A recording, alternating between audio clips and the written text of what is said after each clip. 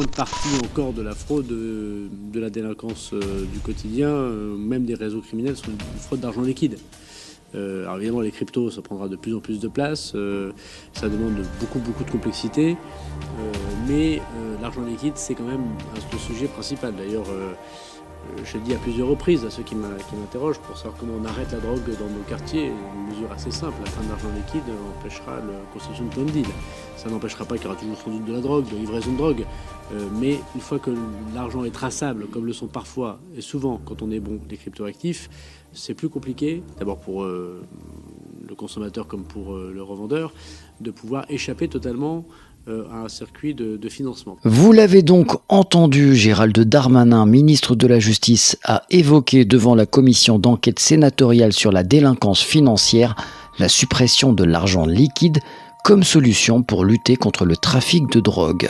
Souvenez-vous, cette théorie, il y a peu de temps, était considérée comme complotiste. Quels sont les risques et les enjeux pour les libertés individuelles avec une telle mesure ?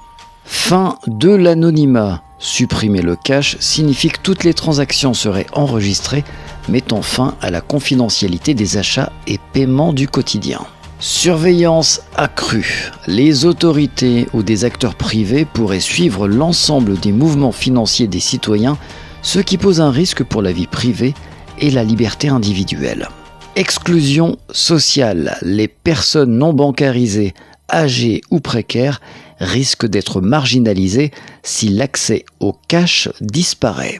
Dépendance technologique. En cas de panne, de cyberattaque ou de problème d'accès aux outils numériques, les citoyens pourraient se retrouver sans moyen de paiement alternatif. Concentration du pouvoir.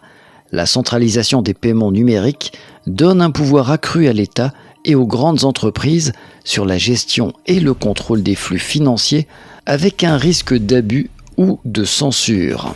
Face au tollé de cette annonce, Gérald Darmanin rétropédale déjà.